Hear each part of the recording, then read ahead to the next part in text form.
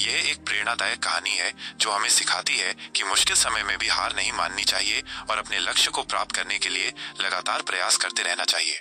1665 में पुरंदर की संधि। 1665 में छत्रपति शिवाजी महाराज और मुगल साम्राज्य के बीच पुरंदर की संधि हुई। इस संधि के तहत शिवाजी महाराज को अपने 23 किले मुगलों को सौंपने पड़े। उस समय एक एक किले से 4 लाख रुपए की कमाई होती थी। 1674 में मराठा साम्राज्य की स्थापना।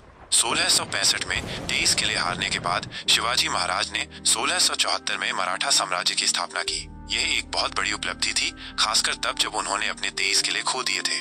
कमबैक, अंग्रेजी में इसे कमबैक कहते हैं। कमबैक का मतलब है कि जब कोई व्यक्ति किसी मुश्किल परिस्थिति से गुजरने के बाद फिर से सफलता प्राप्त करता है। घायल होने के बाद वापस उसी मनोदशा और स्फूर्ति से मेहनत करना मुश्किल हो जाता है। यह सच है कि जब कोई व्यक्ति किसी मुश्किल परिस्थिति से गुजरता है तो उसके लिए वापस उसी मनोदशा और स्फूर्ति से मेहनत करना मुश्किल हो जाता है। लोग उस व्यक्ति पर ताने कसते हैं और उसे डिमोरलाइज करने की कोशिश करते हैं। वापसी तो करनी होगी, लेकिन हमें हार नहीं माननी चाहिए। हमें वापसी तो करनी ही होगी। हमें अपने लक्ष्य को प्राप्त करने के लिए लगातार प्रयास करते रहना होगा। CGL 2025 को ज्यादा वक्त नहीं है, इसलिए हमें जल्द से जल्द अपनी तैयारी शुरू कर देनी चाहिए।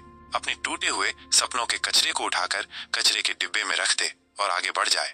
हमें अपने टूटे हुए सपनों के बारे में सोचकर निराश नहीं होना चाहिए। हमें उन सपनों को भूलकर आगे बढ़ना चाहिए और एक नया सपना देखना चाहिए।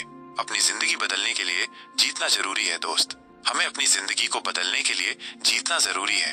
हमें अपने लक्ष्य को प्राप्त करने के लिए कड़ी मेहनत करनी चाहिए। तुम नहीं जीतोगे तो और कौन जीतेगा?